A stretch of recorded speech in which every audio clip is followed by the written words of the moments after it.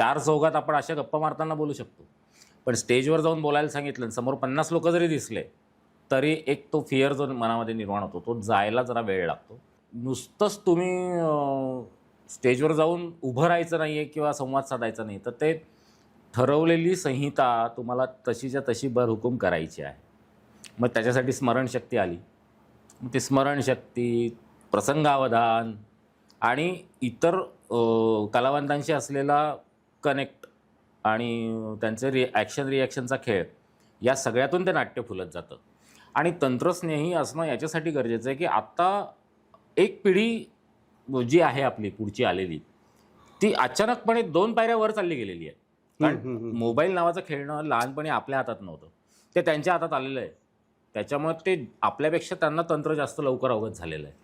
अभ्यासाचा विषय, मग तो अगदी वृक्ष गणिताचा जरी असला तरी तो विषय नाटकाच्या माध्यमातून जर मुलांपर्यंत गेला तर तो लवकर लक्षात राहतो. आणि अभ्यास नाट्य आत्तापर्यंत कार्यशाळा जिथे जिथे झाल्यात तिथल्या शिक्षकांचा हा अनुभव आहे की जे मुलांना वर्गात फळ्यावर शिकायला आवडत नाही ते नाटकाच्या माध्यमातून, कवितेच्या माध्यमातून शिकायला निश्चितच आवडतं.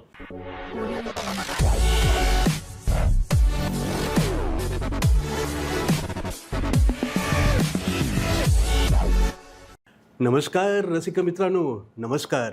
मल्हार कम्युनिकेशन्स प्रस्तुत हॉबी डू बिडू, अर्थात एक तरी छंद असावा, हे ब्रीद घेऊन लोकप्रियतेचं शिखर गाठणाऱ्या आपल्या या संवाद कट्ट्याचे आजचे अतिथी आहेत मित्रांनो.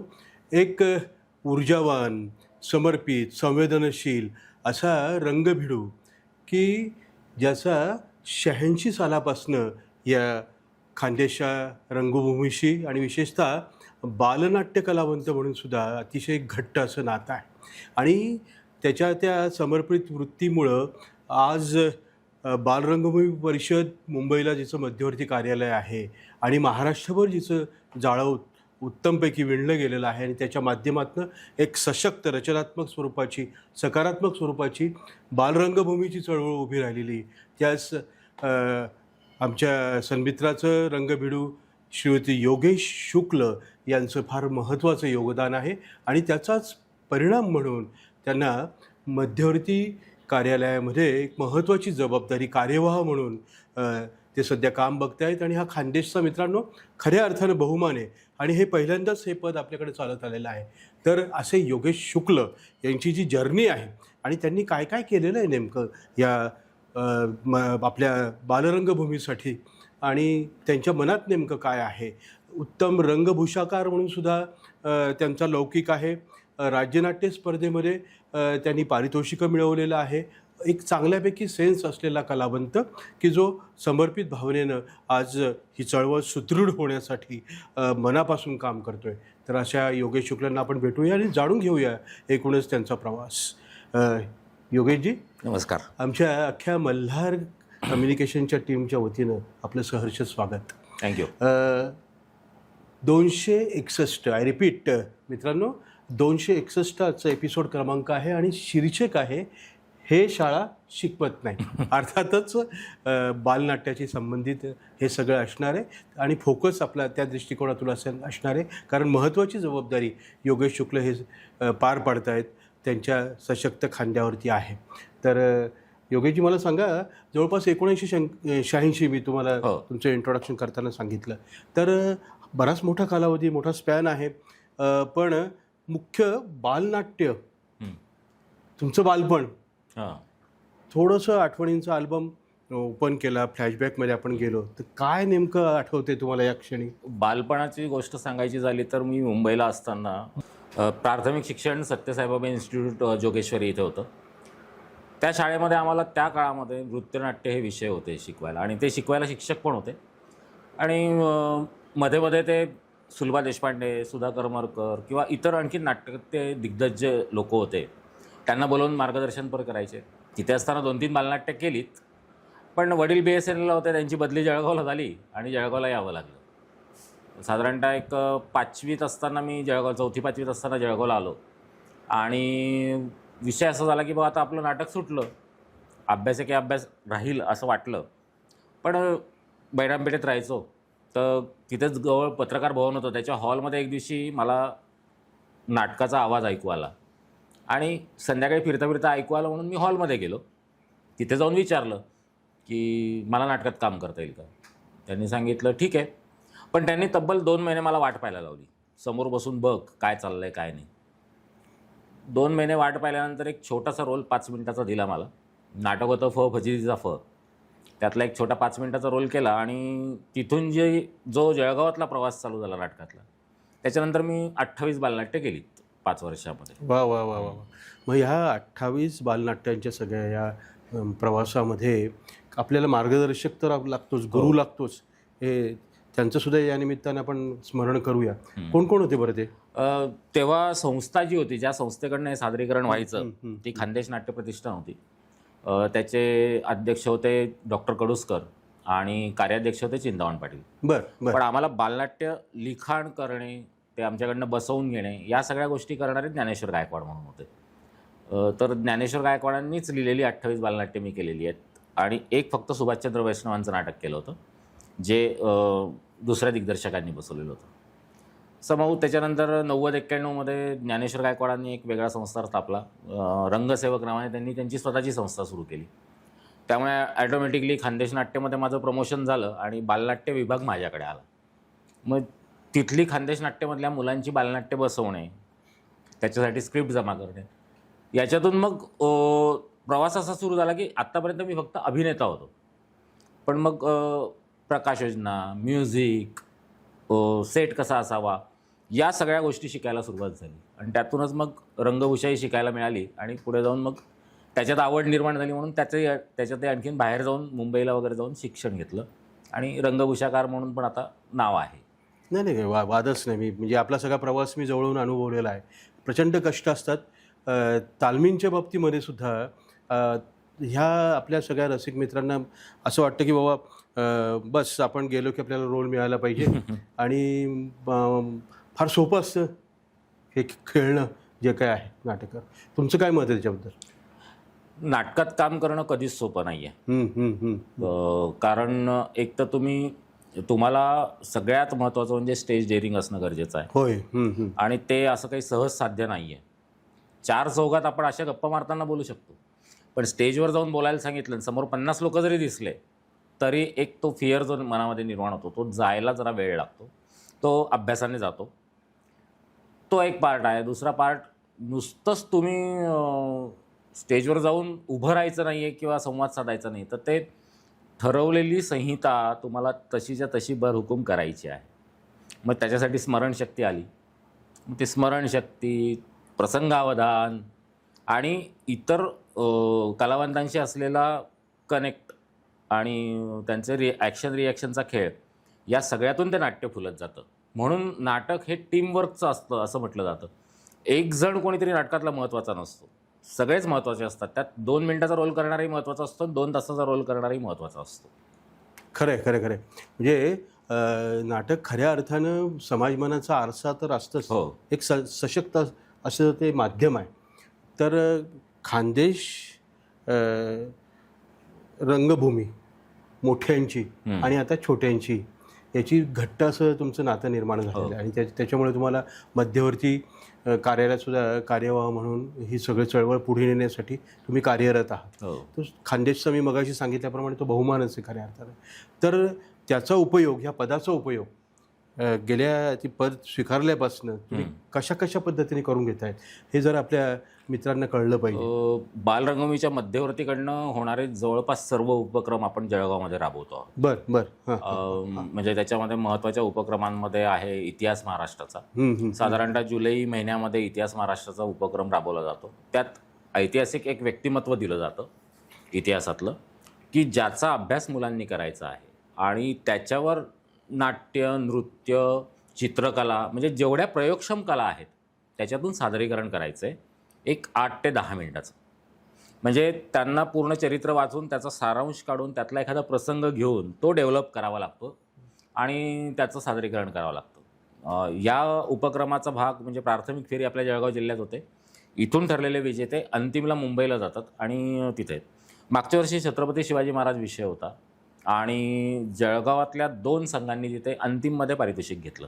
वा म्हणजे ती तयारी आहे. म्हणजे प्राथमिक झाल्यानंतर त्यांना ज्या काही सूचना देण्यात आल्या त्या त्यांनी इम्प्लिमेंट केल्या आणि अंतिमला जाऊन बक्षीस घेतलं.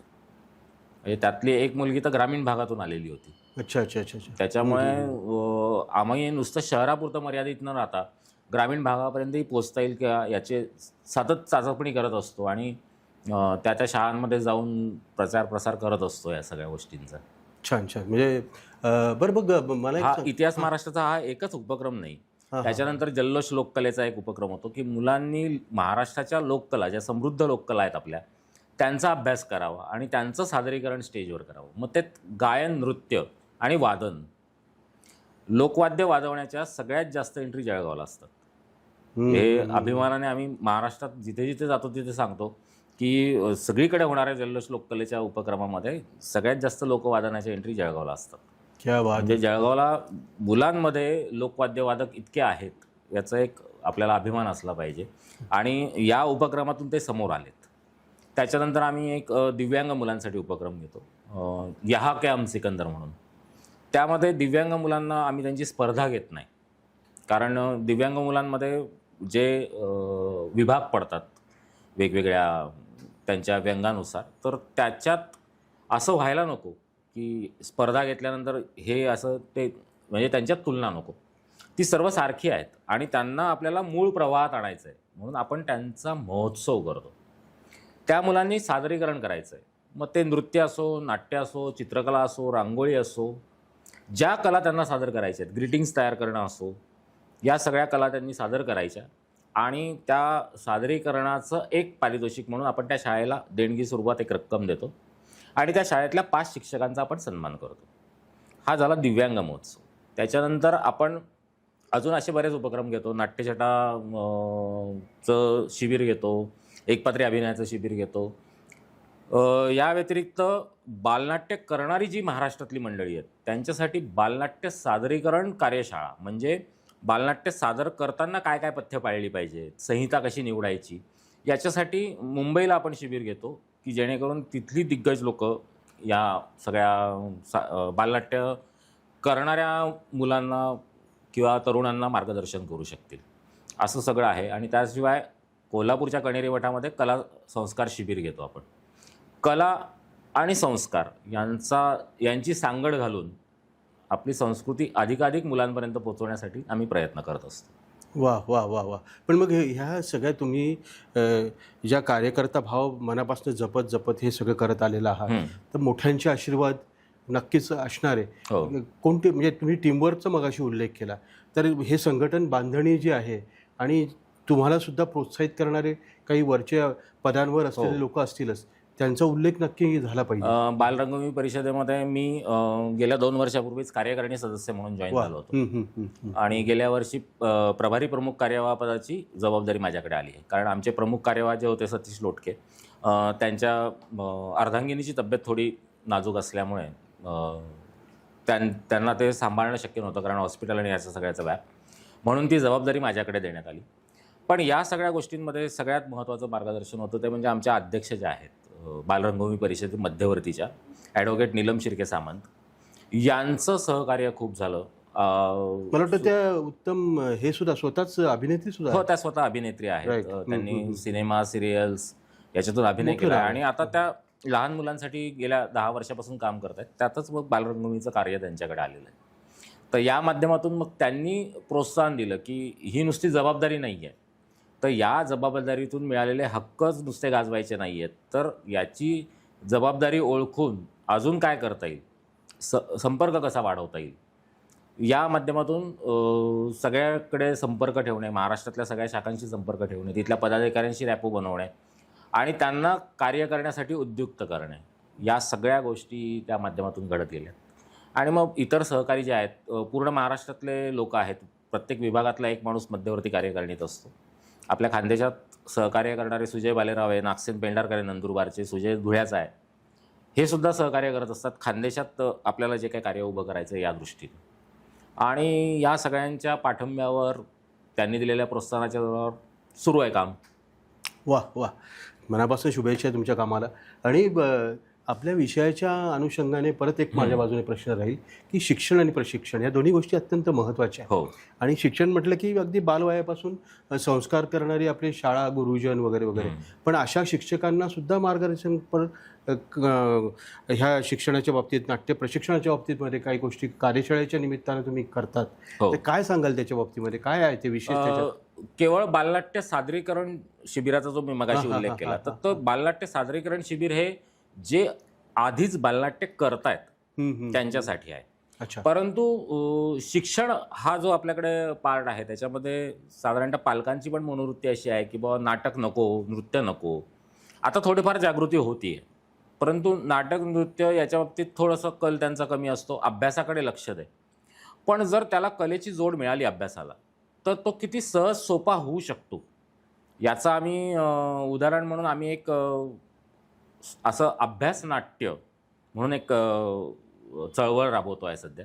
आणि या चळवळीचे प्रमुख जे आहेत ते सुबोध भावे, सोनाली कुलकर्णी यांना प्रशिक्षित करणारे, म्हणजे गेल्या 50 वर्षापासून बालनाट्यात काम करणारे आहेत प्रकाश पारखी सर पुण्याचे. मोठं नाव आहे. तर ते जे आहेत ते या सगळ्या गोष्टींचे प्रणेते आहेत. म्हणजे त्यांच्याच डोक्यातून ही कल्पना निघाली अभ्यास नाट्य. तर आम्ही आता महाराष्ट्रभर शिक्षकांसाठी अभ्यास नाट्य कार्यशाळा राबवतोय. जळगावातही ती लवकरच होणार आहे. अभ्यासाचा विषय मग तो अगदी वृक्ष गणिताचा जरी असला तरी तो विषय नाटकाच्या माध्यमातून जर मुलांपर्यंत गेला तर तो लवकर लक्षात राहतो. आणि अभ्यास नाट्य आत्तापर्यंत कार्यशाळा जिथे जिथे झाल्यात तिथल्या शिक्षकांचा हा अनुभव आहे की जे मुलांना वर्गात फळ्यावर शिकायला आवडत नाही ते नाटकाच्या माध्यमातून, कवितेच्या माध्यमातून शिकायला निश्चितच आवडतं. आणि ते रिदमिक जर बसवलं तुम्ही नाट्यामध्ये किंवा गायनामध्ये तर ते त्यांच्या लवकर लक्षात राहतं. मग याचा फायदा अभ्यासात होतोच आहे. म्हणून ही अभ्यास नाट्य कार्यशाळा आम्ही आता महाराष्ट्रामध्ये वेगवेगळ्या ठिकाणी, आणि प्रकाश पारखी सरांचा 75वा वाढदिवस आहे तर त्यांची इच्छा आहे की किमान 75 तरी कार्यशाळा व्हाव्यात. आत्ता तो आकडा 55-60 पर्यंत पोहोचतो आहे, पण त्यांचा वाढदिवस येईपर्यंत 75च्याही पुढे जातील, 100ही गाठतील या कार्यशाळा, असं निश्चित विश्वास आहे, कारण त्याला रिस्पॉन्स तसा मिळतो आहे. उत्तमच, छान.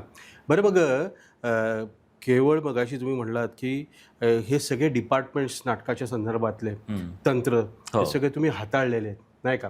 पण एक कम्प्युटरचं सध्याचं युग आहे, माहितीचं सध्याचं युग आहे, डिजिटल एरियामध्ये आपण, या एरामध्ये आपण वावरतो. तर ते तंत्रस्नेही असणं ही सुद्धा काळाची गरज आहे, नाही का? काळाची गरजच आहे. तर ते सुद्धा तुमच्याकडे आहे, ते त्याच्यामध्ये तुम्ही एक्सपर्टाईज आहात, मला माहिती आहे ते, नाही का? तर त्या दृष्टीने एक बालनाट्य रंगभूमी चळवळ, परिषदेचं काम आणि तंत्रस्नेही योगेश शुक्ल, हे कसं जमवतं सगळी भट्टी? कसं आहे की यात माझ्याबरोबर काम करणारे सहकारी आहेत, माझे सिनियर आहेत, ते नेहमी मला सहकार्य करत असतात, प्रोत्साहन देत असतात. जसं मी जिथे काम करतो त्या जाहिराती जिथे CEO आहेत, नाटकाचं काम आलं आणि त्यांना जर सांगितलं की मला जरा या 2 दिवस त्याच्यासाठी वेळ काढायचा आहे किंवा 4 दिवस मला जाऊन यायचं आहे, तर त्यांची ना कधीच नसते. तर त्यांचं म्हणणं असतं की तुझी जबाबदारी जी आहे ती वेळेत पार पाड. मग तू बाहेर लॅपटॉपवर जरी केलं तरी हरकत नाही, पण ती जबाबदारी पार पाड. तेवढं काम केलं तरी ते आनंदित असतात की ओके, तू काम करतोयस आणि तुझ्या आवडीचे काम तुला करायला मिळतं, याच्यात त्यांना जास्त आनंद आहे. म्हणून त्यांचंही सहकार्य असतं. कुटुंबाचं सहकार्य आहे याच्यामध्ये, कारण या कामामुळे बऱ्याचदा बाहेरगावी जावं लागतं. म्हणजे महिन्यातले 10 दिवस जरी बाहेर गेलं तर ते कुटुंबाशी तेवढा संपर्क नसतो, पण कुटुंब तेवढं सपोर्ट करतं म्हणून सांभाळलं जातं. आणि तंत्रस्नेही असणं याच्यासाठी गरजेचं आहे की आत्ता एक पिढी जी आहे आपली पुढची आलेली, ती अचानकपणे 2 पायऱ्या वर चालली गेलेली आहे. कारण मोबाईल नावाचं खेळणं लहानपणी आपल्या हातात नव्हतं, ते त्यांच्या हातात आलेलं आहे. त्याच्यामुळे ते आपल्यापेक्षा त्यांना तंत्र जास्त लवकर अवगत झालेलं आहे. आपण अजूनही मोबाईलमध्ये काही गोष्टी शोधत बसतो, ते त्यांना शोधायची गरज पडत नाही, 2 मिनिटांमध्ये ते शोधून मोकळे होतात. मग त्यांना या गोष्टीकडे वळवायचं आहे तर त्याला तंत्राची जोड द्यावीच लागते. म्हणून मग आर्टिफिशियल इंटेलिजन्सच्या माध्यमातून म्हणा की कशातून, कार्टून्सचा वापर करून, ती कार्टून्स बोलत आहेत त्यांच्याशी, असं करून एखाद्या उपक्रमाची जाहिरात केली ना तर मुलं त्याच्याकडे आकृष्ट होतात. आणि मग ते म्हणून मग तंत्राचा वापर करून सुद्धा डिझाईन्स आहेत वेगवेगळ्या, या सगळ्या गोष्टींचा वापर करून मुलांना इकडे कसं वळवता येईल याच्यासाठी पण मी प्रयत्न करत असतो. व्यवसाय तंत्राचा आहे, डिझाईन्स करतो, पण त्याचा उपयोग मला नाटकाला पण होतो. खरं आहे, खरं आहे, खरं आहे. मी सगळे ते उपक्रमांना बऱ्याच वेळेस मी स्वतःच मी हजेरी लावलेली आहे हो. आणि उत्स्फूर्त उदंड असा प्रतिसाद हो, हो. तुमच्या प्रत्येक उपक्रमाला या संदर्भातल्या असतोच आणि नक्कीच तंत्राचा त्याच्यात वापर आहेच नाही का, सोशल Interest create मीडिया करण्यासाठी. सोशल मीडियाच्या माध्यमातून जास्तीत जास्त लोकांपर्यंत पोहोचता येतं. Correct. आणि त्याचा वापर आम्ही चांगल्या पद्धतीने करून घेतो. म्हणजे मी प्रभारी प्रमुख कार्यपद घेण्याच्या आधी माझं कार्यकारिणीतलं पदच सोशल मीडियाचं होतं, की सोशल मीडिया हँडल करायचा. तो डेव्हलप केला. त्या कार्याच्या जोरावर मग पुढची जबाबदारी आली माझ्याकडे चालत. पण सोशल मीडियाच्या माध्यमातून आज महाराष्ट्रातल्या बऱ्याच मुलांपर्यंत आपण पोहोचलेलो आहोत आणि याचा वापर करून अधिकाधिक मुलांपर्यंत आणखीन पोहोचण्याचा आपण प्रयत्न करतो. छान. असं आहे. बरं, मग मगाशी बोझरता उल्लेख तुम्ही आपले कुटुंब जे असतं ते आपलं बॅकबोन असतं नाही का, आणि त्याच्या पाठिंब्याशिवाय काय आपल्याला हे शक्यच सगळं नसतं करता येत काही. नाही, ही छंद जोपासता येत नाही. म्हणजे आपण कितीही म्हटलं की बाबा आवड असली तर म्हणजे सवड मिळते वगैरे वगैरे, पण तरीसुद्धा फॅमिली सपोर्ट ही फार महत्त्वाची गोष्ट आहे. मला माहिती आहे की म्हणजे तुमच्या ज्या सहचारिणी आहेत त्या स्वतःच प्राध्यापिका आहेत, त्यांनी डॉक्टरेट पण केलेली आहे, श्रद्धा, तर त्यांना सुद्धा पारितोषिकं मिळालेली हो. आणि मुलाला सुद्धा चांगल्यापैकी इंटरेस्ट आहे. फक्त त्याला आता करिअरच्या आता दृष्टीने करिअरच्या दृष्टीने त्याने थोडं Right, इकडे या बाजूकडे दुर्लक्ष केलेलं आहे. नक्की नक्की नक्की. पण ती स्वतः अभिनेत्री असल्यामुळे तिला या गोष्टींमध्ये काय वेळ द्यावा लागतो किंवा काय मेहनत घ्यावी लागते याचा अंदाज असल्यामुळे तो एक वेळ देण्यामध्ये तिच्याकडनं स्वातंत्र्य आहे थोडंसं, की नाटकासाठी हे करावं लागतंय, चल ओके कर. बरं, मग व्यक्तिमत्व विकास, लोकप्रबोधन, लोकशिक्षण आणि समाजाचं प्रतिबिंब म्हणून आपण या नाटकाकडे बघत असतो. हे माध्यम अत्यंत सशक्त आहे. तर तुम्हाला असं काही आठवतंय का किंवा किस्सा आहे का की लाजाळू आणि शाय अशी मुलं काहीतरी एकदम त्यांनी चमत्कारासारखं केलेलं आहे आणि जिटाईनं उभी राहिलेली आणि पारितोषिकं त्यांनी मिळवलेली आहेत, असं काय? असे भरपूर मुलं असतात की सुरुवातीला येतात तेव्हा ते 2 शब्दही बोलत नसतात. राईट. म्हणजे त्यांना काय असतं की तो एक फिअर असतो की 4 चौकात आपण बोलू शकू का. पण प्रशिक्षण शिबिरातून म्हणा किंवा इतर गोष्टीतून त्यांना एक कॉन्फिडन्स बिल्ड झाला की आपण बोलू शकतो. मग तो कॉन्फिडन्स बिल्ड झाल्यानंतर आहे ना, ती मुलं मोकळी होतात आणि मग बोलायला लागतात. याचं उदाहरण सांगतो. मागच्या वर्षी कणेरी मठामध्ये जे कला संस्कार शिबिर झालं, या शिबिराला एक गुजराती मुलगा आला होता. त्याला सुरुवातीला 2 तास तर त्याला भाषेचीच थोडीशी अडचण होती, कारण घरी गुजराती बोलत होते पण शाळेमध्ये हिंदी आणि इथं सगळं मराठी वातावरण, थोडासा तो चिडखोर झालेला होता. एक तर सिंगल चाइल्ड असल्यामुळे त्याला इतरांमध्ये मिक्स होण्याची सवय नव्हती. त्याने 2 तास सस्टेन केलं आणि अचानक सुरू पडला की आता मला घरी जायचं आहे. सुदैवाने त्याची आई पण त्याच्यासोबत आलेली होती आणि ती घरच्यांचा विरोध स्वीकारून तिथे त्या मुलाला घेऊन आली होती की नाही, मुलाला नवीन काहीतरी शिकायला मिळेल. त्याला आम्ही समजावून सांगितलं की बाबा रे, तू थोडं संध्याकाळपर्यंत पहा, मुलं काय बोलत आहेत, काय नाही, काय खेळायला मिळतं आहे. आणि नंतर असं झालं की त्याला एक ग्रुप दिला त्याच्या समवयस्क मुलांचा, ज्यांच्यामध्ये, आणि त्या मुलांना सांगितलं की याच्याशी जरा हिंदीमध्ये बोला, कारण याला मराठी समजायला थोडी अडचण होते. सुरुवातीला मुलं थोडी मजा घेत होते त्याचे, पण नंतर मग त्यांना लक्षात आलं की नाही, आपल्याला जरा याला सामावून घ्यायचं आहे. मग ते त्याच्याशी थोडंसं हिंदी मराठी असं मिक्स करून बोलायला लागले आणि हळूहळू ते मराठीत काय बोलतात त्याला कळायला लागलं. बरं बरं. संध्याकाळपर्यंत तो मुलगा जो घरी जाण्याचा आग्रह करत होता की मला नाहीच राहायचं इथं, हे शक्यच नाही माझ्याकडनं, तो संध्याकाळी आईला सांगतो नाही अभि यही रहने का आपने को. आणि 3 दिवस पूर्ण झाल्यानंतर त्याने त्याच्या आईला सांगितलं की अजून मी पुढचं शिबिर कंटिन्यू करेल, तू जा घरी, मी नाही येत. वंडरफुल, क्या बात आहे. तर हा फरक 2 दिवसात त्याच्यात घडला. तर नाटक माणसाच्या जीवनात बदल घडवतं हे तिथे तुम्हाला दिसतं. करेक्ट. जेव्हा, आणि कला संस्कार शिबिराचा नुसता त्यांच्यात प्रसंगवादान वाढवणं किंवा याच्याविषयी भान निर्माण करणं कलेविषयी एवढाच नाही आहे, त्याच्यामध्ये आत्मविश्वास बळवला. तो 4 चौघांमध्ये बोलायला लागला, तो 4 चौघांसोबत राहायला लागला, त्यांच्यासोबत जेवण करणे हा एक नियम होता. आणि कला संस्कार शिबिरातला आमचा सगळ्यात मोठा नियम असा आहे, जे मुलं घरी कधीच करत नाहीत. तुम्हाला दिलेली जेवणाची ताटवाटी जेवण झाल्यानंतर अन्न उरू न देता ती तुम्हीच घासून ठेवायची. ते मुलं घरी कधीच करत नाही. स्वयंशिस्तासोबत स्वावलंबन सुद्धा याची जोड तिथे दिलेली आहे. त्याच्यामुळे पालकसुद्धा मुलांना पाठवायला नेहमीच तयार असतात या कला संस्कार शिबिराला. Very good. बरं बघ, राज्य नाट्य स्पर्धा हा आमच्या आपल्या सगळ्या नाट्यवर्तुळात आणि सगळ्या रंगकर्मींचा चर्चेचा आणि जिव्हाळ्याचा आणि दिवाळीनंतरची दिवाळी आपण त्याला म्हणतो, ही मोठ्यांसाठी. बरं, आणि बालरंगभूमीच्या संदर्भात जर बोलायचं झालं तर राज्यनाट्यासारखीच बालकांसाठी असलेली ती वेगळी स्पर्धा, बालराज्य नाट्य स्पर्धा, तिला 22 वर्ष झाली. राईट. आणि महाराष्ट्र राज्य हे एकमेव राज्य आहे की अशा स्पर्धा यशस्वीपणाने चालू आहे सगळं. तर त्याच्यातही तुमचं योगदान आहे. तर काय त्याचा अनुभव, काय स्पर्धा आणि त्याचं मूल्य आणि त्याची यशस्वीता? बालनाट्य स्पर्धा या यशस्वीपणे महाराष्ट्र शासनाकडून राबवल्या जातातच आहे. या स्पर्धांमधून कलावंत घडतात, परंतु आत्ता जो पॅटर्न थोडा आलेला आहे त्याच्यामध्ये की तोच पण आलेला आहे, कारण नवीन संहिता नाही आहेत. आणि काही लोक असं करतायत की नवीन संहिता घ्यायच्याऐवजी त्यांचा विषय असा आहे की मोठ्यांची एकांकिका आपण मुलांसाठी करूया, पण मुलांचं भावविश्व फुलवेल असं नाटक जर असेल तर प्राथमिकमध्ये तुम्ही नंबर मारून देतात, पण फायनलला गेल्यानंतर तिथे जी कसोटी लागते बालनाट्याची, त्या बालनाट्याच्या कसोटीत ते उतरत नाहीत. मग आम्ही इथं प्रथम क्रमांक मिळवला ना, आम्हाला अंतिमला बक्षीस मिळालं नाही, असा जो एक ओरडा होतो तो मुलांचं भावविश्व लक्षात घेऊन तिथली संहिता निवडली गेली पाहिजे.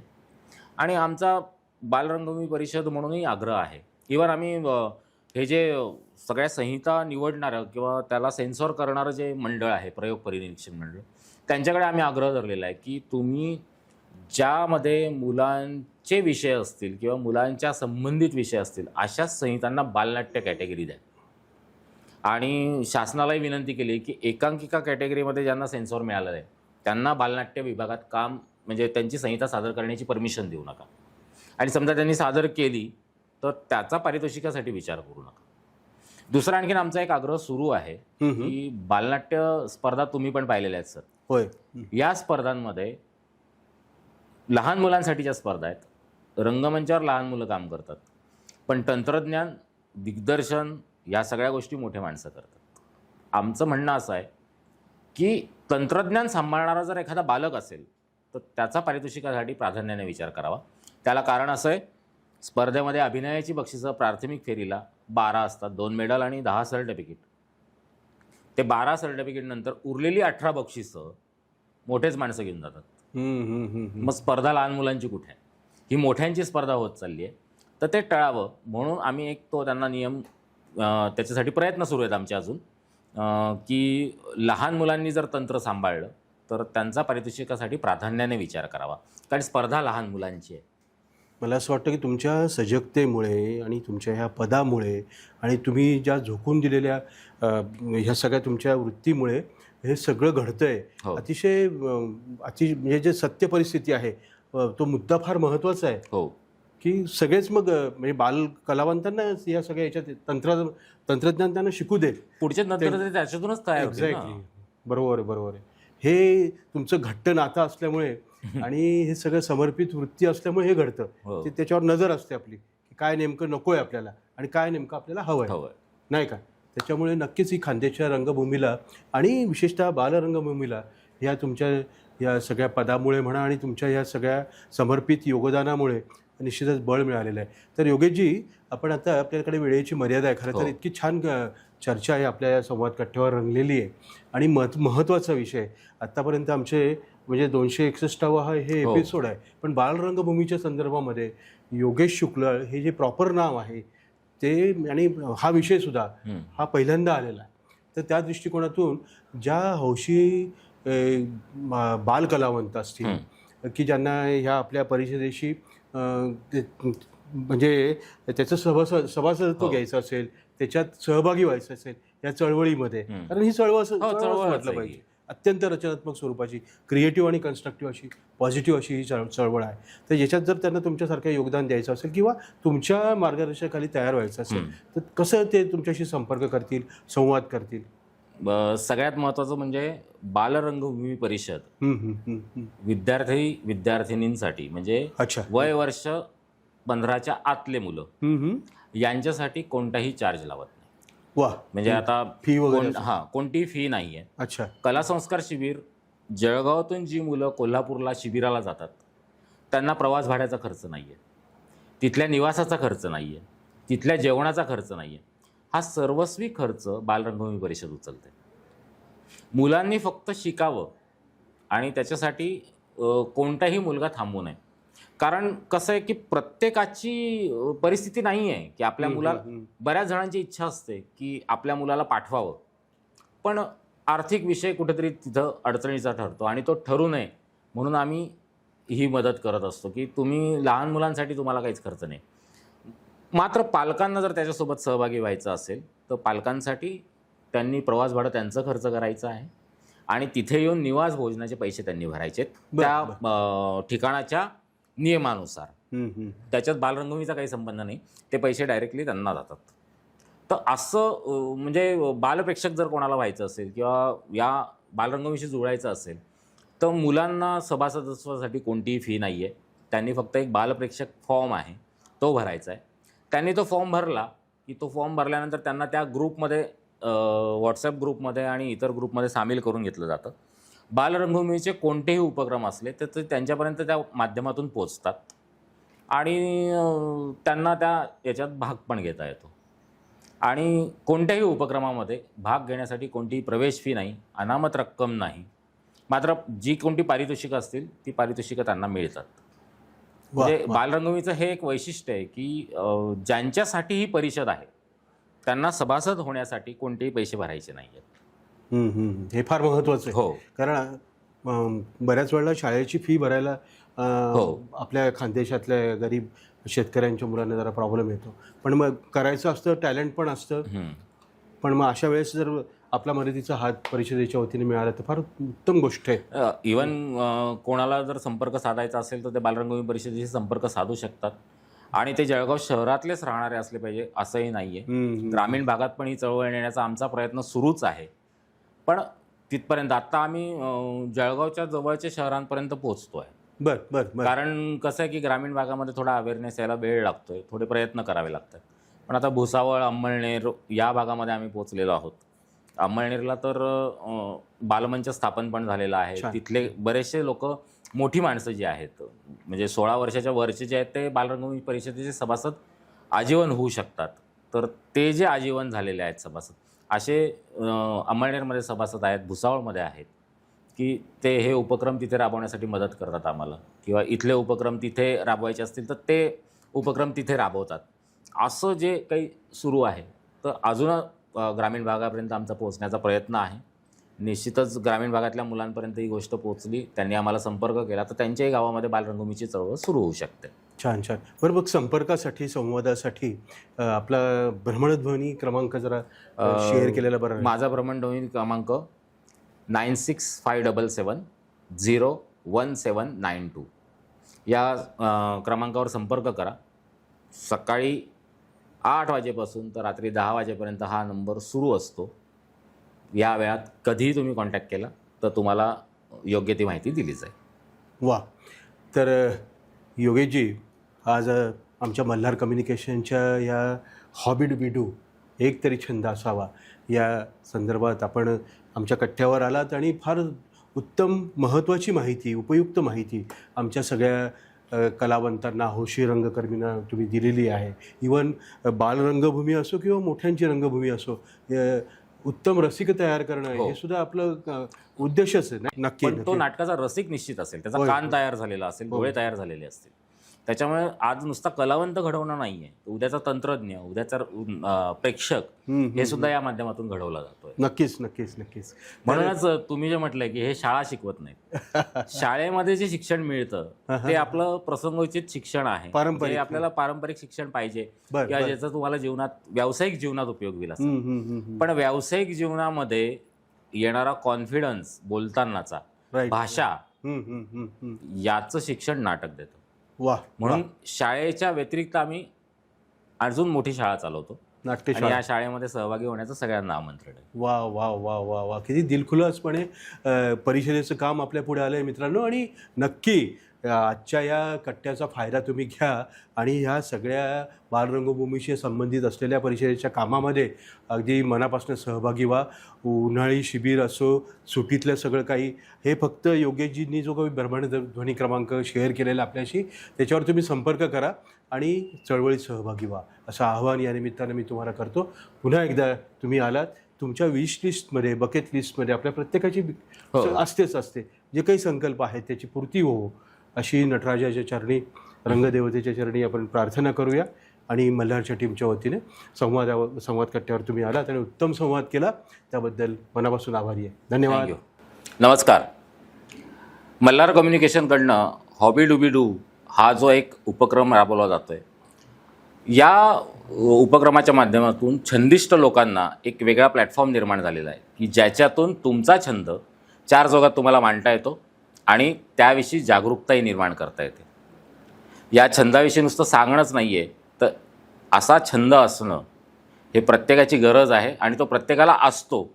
बऱ्याच जणांना माहिती नसतं की हा आपल्याला छंद आहे, पण या माध्यमातून आपला छंद चार चौघांशी शेअर करता येतो. हा एक स्तुत्य उपक्रम आहे आणि हा उपक्रम राबवल्याबद्दल मल्हार कम्युनिकेशनचं मी शतशः ऋणी आहे की या माध्यमातून वेगवेगळी व्यक्तिमत्व आज जगासमोर येत आहेत.